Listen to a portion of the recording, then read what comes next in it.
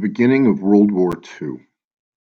This is going to take us through some of the major parts to start the war and how the war took place before the first actual bomb of World War II started. Nature is cruel, so we may be cruel too. I have the right to remove millions of an inferior race that breeds like vermin. Hitler, the leader of the Nazi Party. This is a picture of Adolf Hitler, who in 1933 took over as Chancellor/dictator of Germany, president, if you want to think of it that way.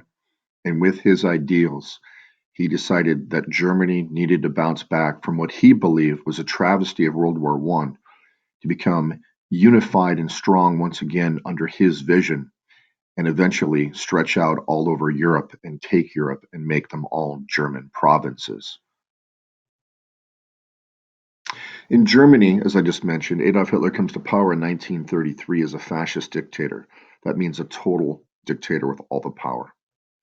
Hitler did not like the Treaty of Versailles, which was the World War I treaty that the Allies, including the United States, had Germany sign. In World War I, Germany was also trying to take over the world for various different reasons and lost. At the Treaty of Versailles, they signed an agreement in which they would disband their military, pay large sums of money back to the countries for which they fought against, and this nearly bankrupted Germany. Adolf Hitler came to power vowing that he would bring the power back to Germany and the pride back to Germany and the nationalism back to Germany.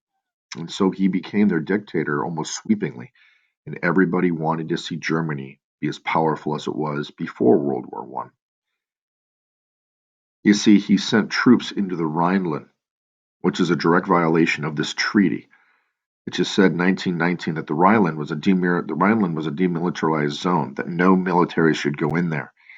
And Hitler took his troops in there, thus causing the previous World War I treaty to be broken.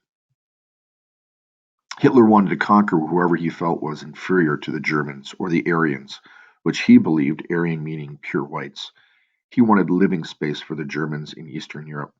On September 1st, 1939, Germany invaded Poland without a declaration of war, and this officially starts World War II.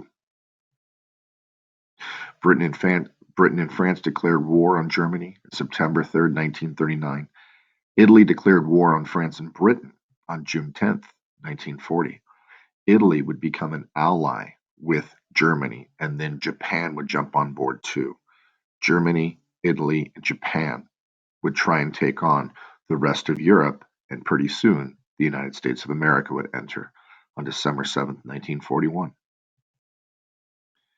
In German, Blitzkrieg means lightning war, which means quick. Hitler used this lightning quick fighting during the invasion of Poland.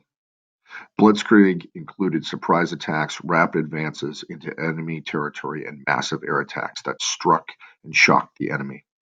Germany achieved most of its victories in World War II with this lightning war Blitzkrieg tactic.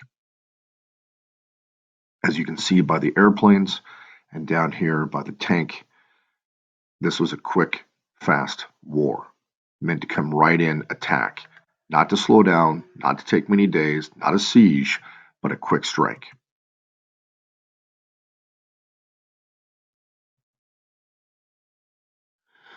Early Axis triumphs.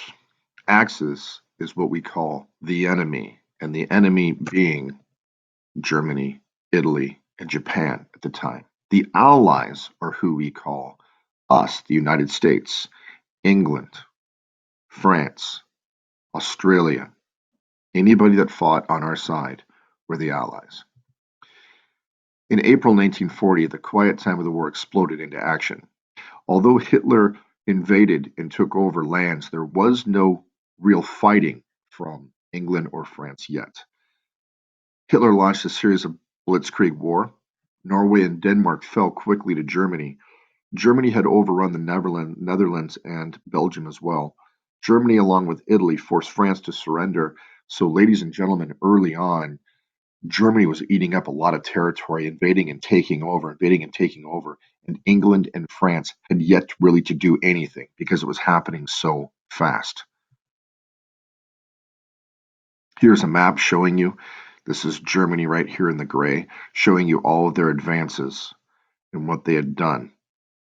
These arrows showing you how they struck, and these time codes here showing you at the times in which they did this. April 1939, October of 1940, June 22nd of 1940, sweeping through France. Dunkirk, which we'll talk about more in a second, June of 1940.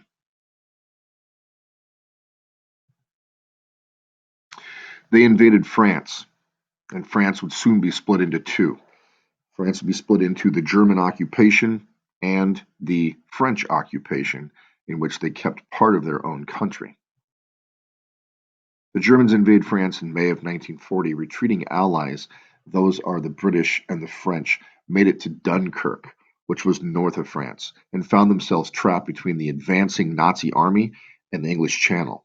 They had to get across the channel to survive. The British sent every boat they had to get across the English Channel to pick up troops off the beaches of Dunkirk. And this was successful because if the British had not got there to Dunkirk, which was north of France, after France had been invaded, all those troops, those French troops, and some of those British troops would have been killed, hundreds of thousands of men, by the Germans. But the fact that the British got there and rescued hundreds, I think 400,000 of them, it gave the Allies hope that they could work together, that the French could trust the British, and that they could band together in this war.